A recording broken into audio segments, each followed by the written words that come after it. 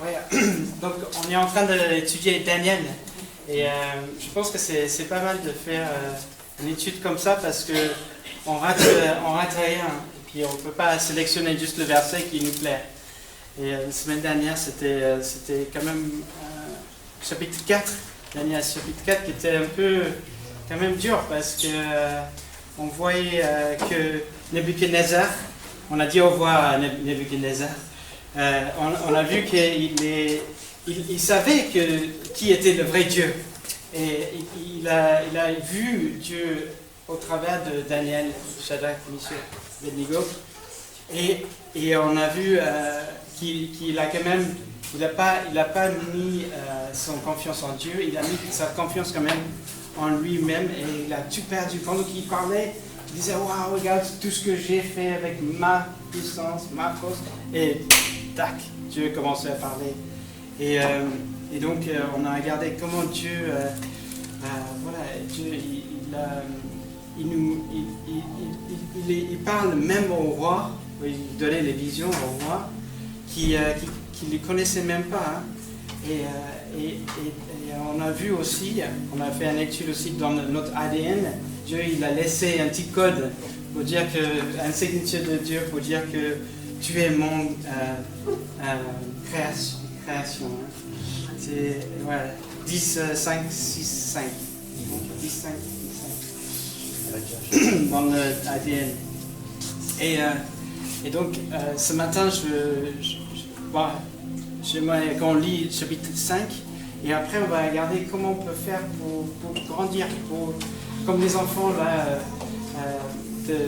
qu'est-ce qu'on peut donner pour les aider à grandir. Parce qu'on va voir dans chapitre 5 le fils de Nebuchadnezzar qui prend les rênes et il va faire encore plus de bêtises. Et on va lire, et lui aussi il a eu le trouille, hein, comme Hervé. Il a eu le trouille, mais pas pour la même chose. Mais... Ok. Donc je demandais à Rémi de lire. Donc si vous voulez tourner à Daniel 5. Daniel 5. Alors moi c'est la version Louis II. Oui, c'est vrai qu'il y a une partie qui j'aime bien. Comment il s'appelle? Non, c'était Darby. Darby parce qu'il n'a pas traduit les mots qui étaient écrits. Mais voilà, allez, vas-y. Le roi Belshazzar donna un grand festin assez grand, au nombre de 1000, et il but du vin en leur présence. Belshazzar, quand il eut goûté au vin, il fit apporter les vases d'or et d'argent que son père Nebuchadnezzar avait enlevés au temple de Jérusalem, afin que le roi et ses grands, ses femmes et ses concubines s'en servent pour boire. Alors qu'on apporta les vases d'or qui avaient été enlevés du temple, de la maison de Dieu à Jérusalem, et le roi et ses grands, ses femmes et ses concubines s'en servirent pour boire. Ils burent du vin, et ils louèrent les dieux d'or, d'argent, d'airain, de fer, de bois et de pierre. En ce moment, apparurent les doigts d'une main d'homme, et ils écrivirent en face du chandelier sur la chaux de la muraille du palais royal. Le roi vit cette extrémité de main qui écrivait. Alors le roi changea de couleur, et ses pensées le troublèrent. Les jointures de ses reins se relâchèrent, et ses genoux se heurtèrent l'un contre l'autre. Le roi cria avec force qu'on fasse venir des astrologues, les Chaldéens et les devins. Et le roi prit la parole et dit aux sages de Babylone, « Quiconque lira cette écriture et m'en donnera l'explication sera revêtu du pourpre, portera un collier d'or à son cou et aura la 3e place dans le gouvernement du royaume. » Tous les sages du roi entrèrent, mais ils ne purent pas lire l'écriture et en donner au roi l'explication. Sur quoi le roi Belshazzar fut très effrayé, il changea de couleur et ses grands furent consternés.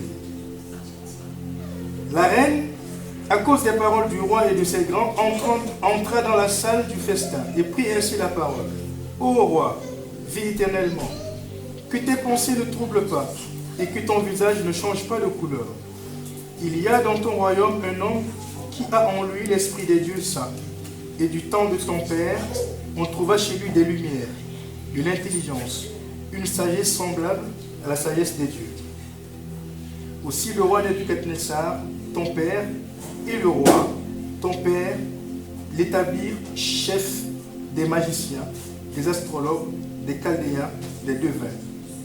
Parce qu'on trouva chez lui, chez Daniel, nommé par le roi Nebuchadnezzar, un esprit supérieur, de la science et de l'intelligence, de la faculté d'interpréter les songes, d'expliquer les énigmes et de résoudre les questions difficiles. Que Daniel soit donc appelé, et il donnera l'explication. Alors Daniel fut introduit devant le roi. Le roi prit la parole et dit à Daniel, « Es-tu ce Daniel, l'un des captifs de Juda, que le roi, mon père, a emmené de Juda? J'ai appris sur ton compte que tu as en toi l'esprit des dieux, et qu'on trouve chez toi des lumières, de l'intelligence et une sagesse extraordinaire. On vient d'amener devant moi les sages et les astrologues afin qu'ils lisent cette écriture et m'en donnent l'explication. Mais ils n'ont pas pu donner l'explication des mots. J'ai appris que tu peux donner des explications et résoudre des questions difficiles. Maintenant, si tu peux lire cette écriture et m'en donner l'explication, tu seras revêtu de pourpre, tu porteras un collier d'or à ton cou, et tu auras la 3e place dans le gouvernement du royaume. Daniel répondit en présence du roi, « Garde tes dons et accorde à un autre tes présents. Je lirai néanmoins l'écriture au roi, et je lui en donnerai l'explication. Ô roi, Dieu suprême, avait donné à Nebuchadnezzar ton père l'empire, la grandeur, la gloire et la magnificence. Et à cause de la grandeur qui lui avait été donnée, tous les peuples, les nations, les hommes de toute langue étaient dans la crainte et tremblaient devant lui.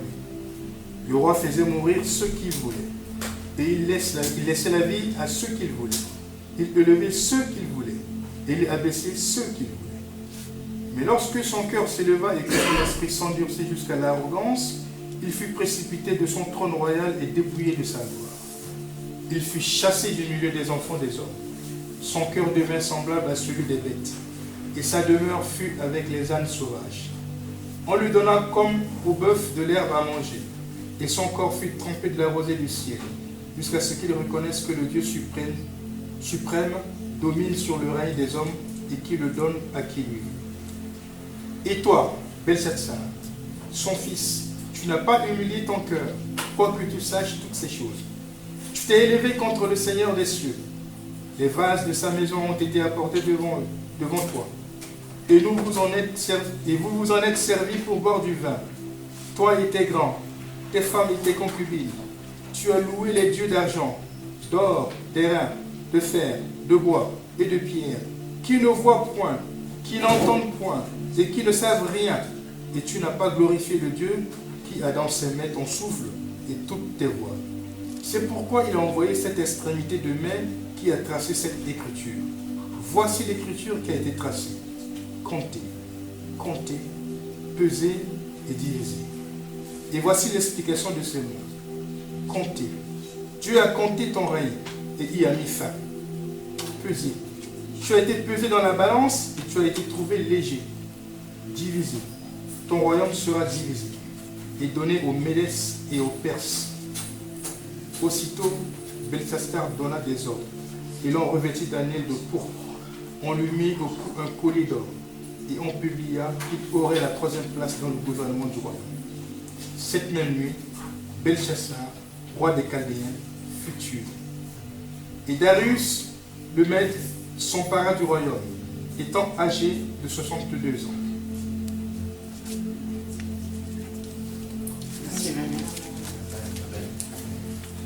Donc on a vu qu'il a fait des grosses bêtises. Hein. Pourtant, il a vu son père, il savait que Daniel, il a fait semblant de ne pas savoir qui était Daniel. Est-ce que tu te plains toi, Daniel? Ah, il l'a déjà vu dans les cours d'avant, je suis sûr. Et il a tout mis à côté. Hein. Qu'est-ce qu'on a vu aussi que, voilà, il a utilisé des ustensiles qui étaient récupérés par son papa à Jérusalem. Et il a fait le mauvais choix de prendre ça pour servir devant tout le monde. En plus, il y avait 1000 personnes. Donc, il invitait beaucoup de monde qui était là. Et là, le truie, quand tu vois écrit sur les murs,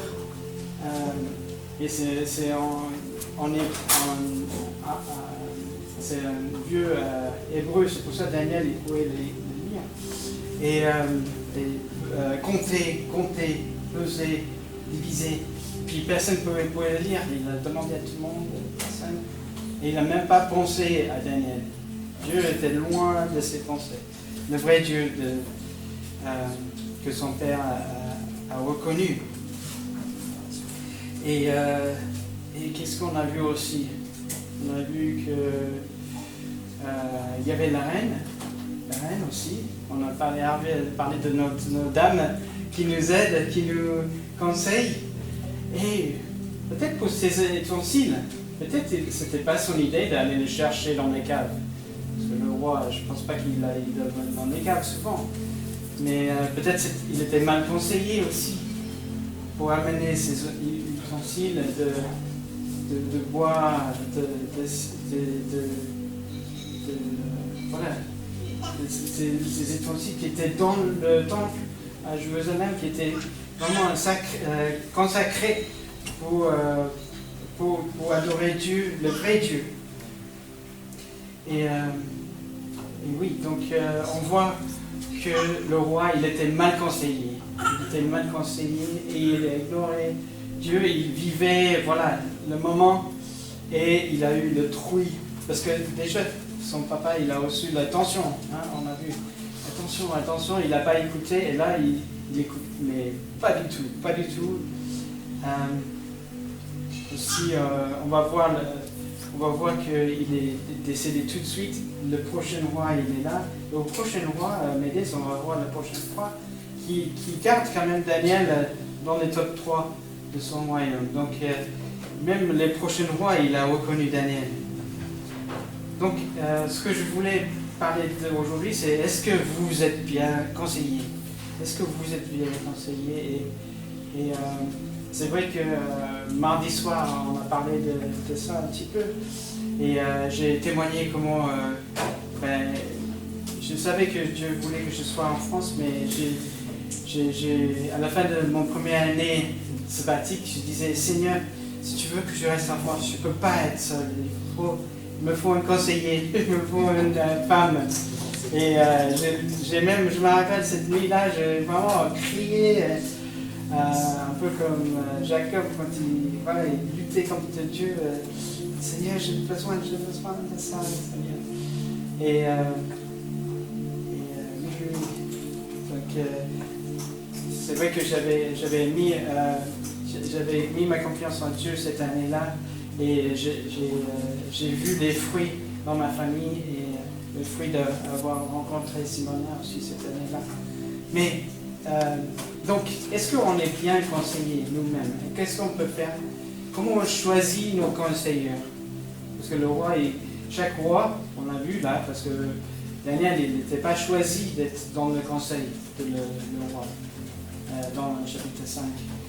Et donc, en tant que roi, il faut qu'on choisisse nos conseillers. Et nous aussi, il faut qu'on choisisse nos conseillers. Et moi, je suis dans le pensée qu'on peut apprendre les choses de chacun. Peu importe leur arrière-plan, on peut apprendre, comme il a dit, Hervé, on peut apprendre de ces petits, ils sont adorables. Donc on peut apprendre, on peut prendre le meilleur de ce que Dieu a donné à cette personne. Donc on peut apprendre de chacun, mais à qui apprendre voilà, en tant que conseiller? Est-ce que tes conseillers te font sortir des ustensiles pour faire n'importe quoi avec, devant 1000 personnes en plus, devant ta famille, devant tes collaborateurs, ou est-ce que tes conseillers te conseillent de prendre un bon chemin qui va porter beaucoup de fruits et qui va être un bon témoignage envers Dieu aussi? Et donc j'ai 4, bon bien sûr, on a le premier, c'est de trouver une bonne femme, hein, une partenaire pour la vie, mais est-ce que en tant que qu'est-ce qu'on peut faire donc j'ai 4 personnes que je peux conseiller d'avoir dans votre vie, 4 types de personnes. Hein. Donc le premier c'est un modèle. Et aujourd'hui c'est facile d'avoir un modèle Parce qu'on a tous YouTube, on peut chercher quelqu'un, un modèle. Attends, je vais marquer les 4. On va chercher un modèle. Et le deuxième, numéro 2, en anglais on va mettre numéro, c'est le hashtag. C'est un mentor. Mentor, on va expliquer ce que c'est. Le troisième, c'est mentor, deuxième et troisième. Ah oui, un coach. Je crois que j'ai déjà parlé de ça, non? Tu te rappelles, non? Et le quatrième, c'est un sponsor.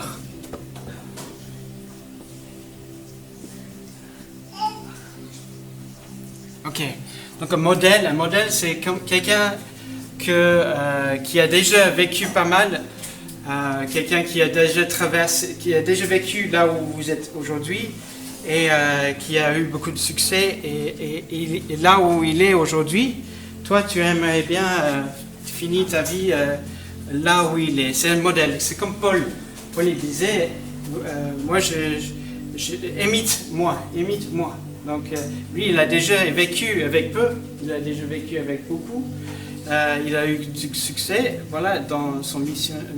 Donc, imite-moi, il disait Paul. Donc, ça, c'est un modèle. Est-ce que vous avez des modèles?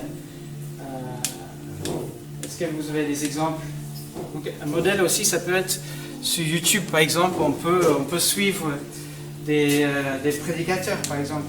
C'est des héros, quoi.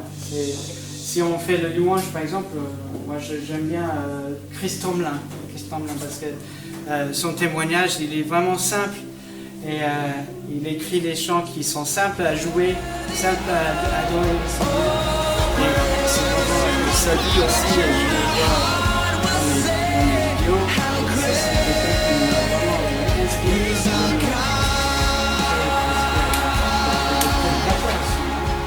Vous avez des exemples? Qu'est-ce que vous écoutez?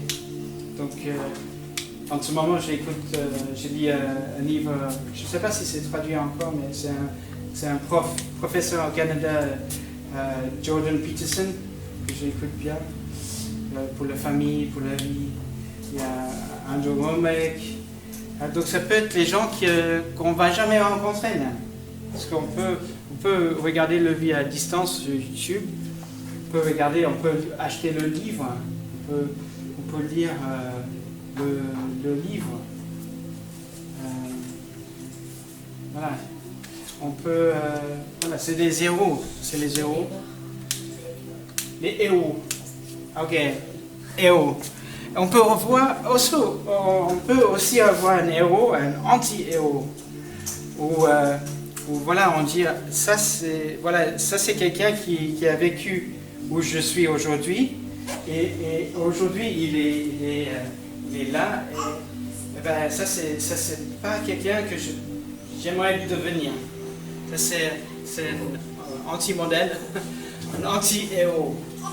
Et ça peut nous aider aussi pour dire oui, je fixe mes yeux à cette modèle-là, pas celle-là, parce que je veux pas terminer en divorce, je veux pas terminer ma vie dans la tristesse ou dans la pauvreté peut-être financière, mais pauvreté aussi spirituelle.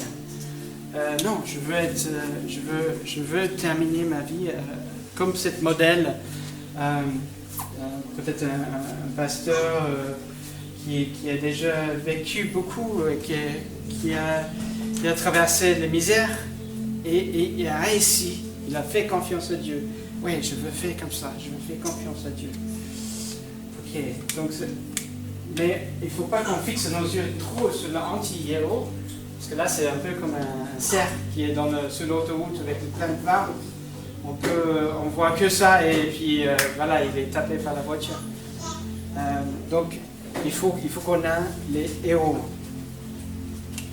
Ok, ça c'est les modèles. Donc tout le monde peut avoir un modèle. Et on peut avoir pour plusieurs choses. Donc je parlais de louange, pour le travail par exemple. dans mon travail de consultant ou mon travail de médecin. Voilà, je peux suivre les top médecins et je peux apprendre. C'est un bon modèle pour moi pour suivre, pour travailler comme lui. C'est des modèles dans toutes les, donc dans la finance, dans tout.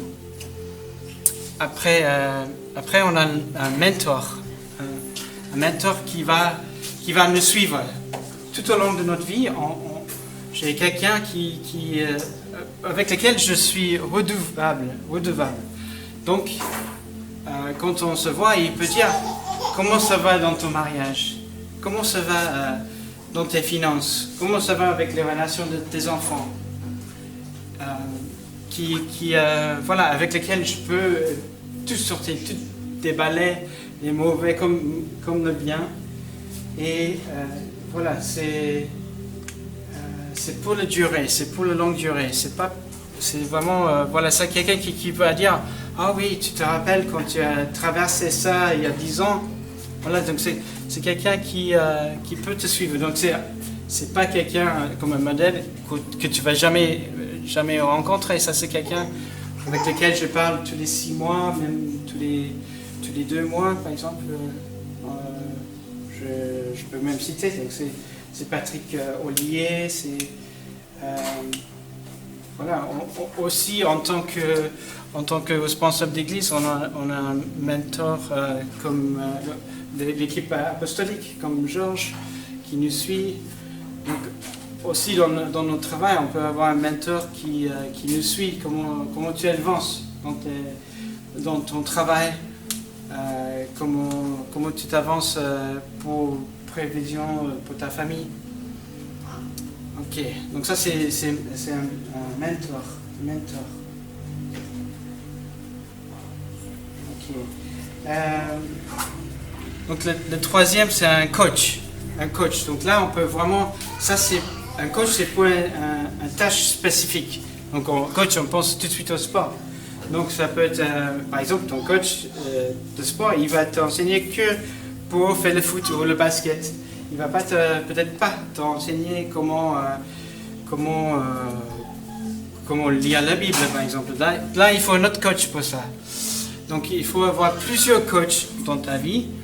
Un coach, donc par exemple, même dans ta vie, tu n'as jamais acheté une maison, donc tu vas trouver un coach qui va t'expliquer, quelqu'un qui a déjà fait, mais c'est que pour cette tâche-là.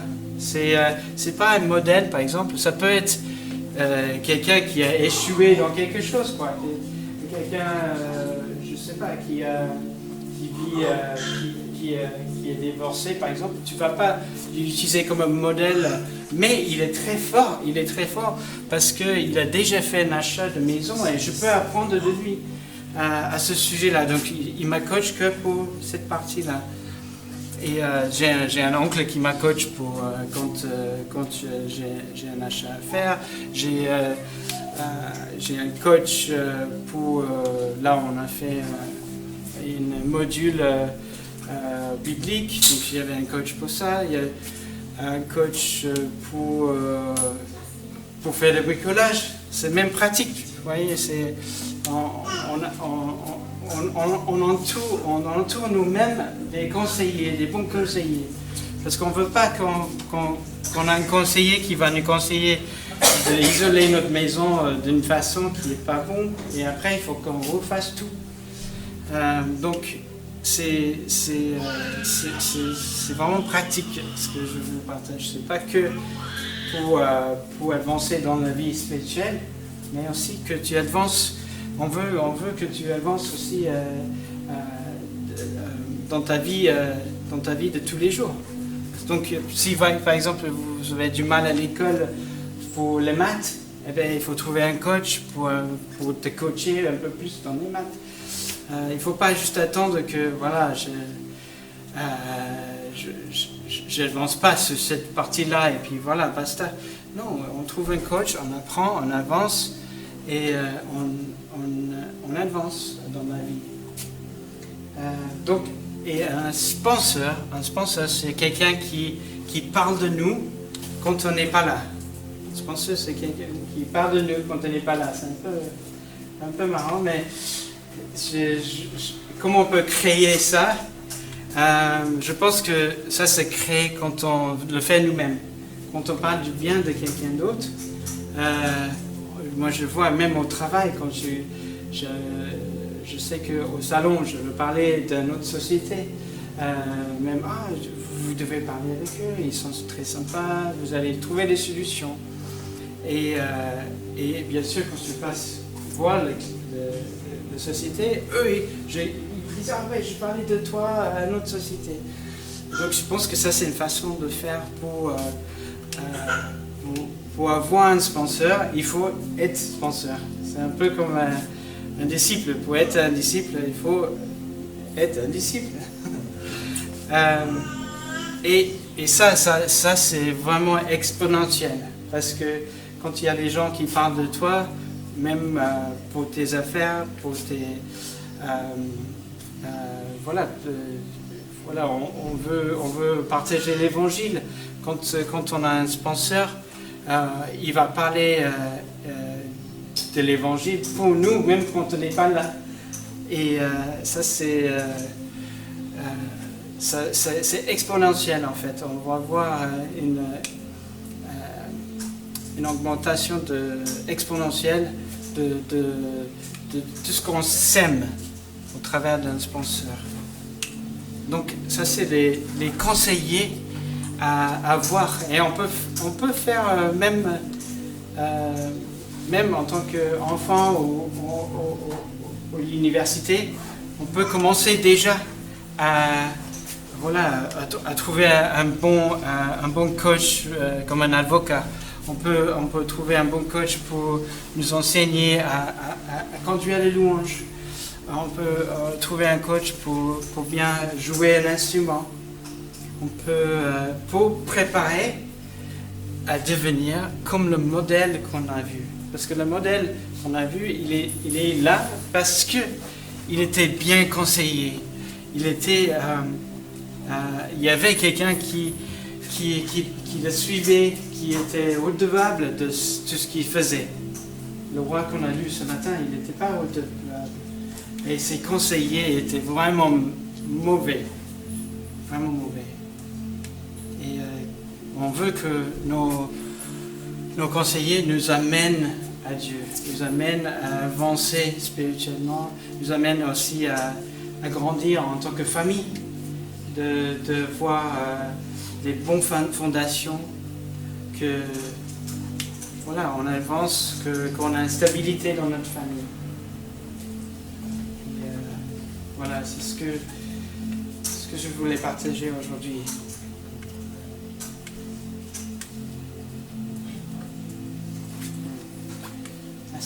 Merci Seigneur pour ta parole. Merci Seigneur que tu nous as créés de ne pas vivre seul. Seigneur, tu nous as créés d'avancer, Seigneur, de bénir les uns les autres. Oui, on a besoin de ces conseillers, mais nous-mêmes, il faut qu'on soit un bon conseiller aussi. Et pour le faire, il faut que nous, on soit bien conseillés. Seigneur, que voilà, c'est vraiment exponentiel. Si chacun fait ça, on va être fort. On va être une famille qui est forte. On va pouvoir avoir toutes les ressources pour avancer. On ne veut pas rester faible. On ne veut pas rester sans ressources. Seigneur, tu nous as créé chacun avec un don et on veut avancer, Seigneur, pour ton royaume. Nous voulons, voilà, comme Hervé a dit, j'ai l'autorité et on veut savoir l'autorité qu'on a. On veut être sage et on veut prendre des bonnes décisions pour nous-mêmes et pour nos familles. Seigneur, ma prière aujourd'hui, c'est qu'on soit bien conseillés et qu'on soit les bons conseillers. Seigneur, que tu nous aides. Tu nous aides, Seigneur.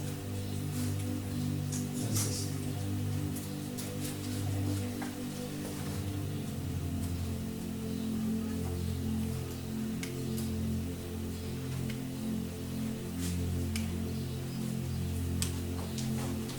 dis Amen à cela.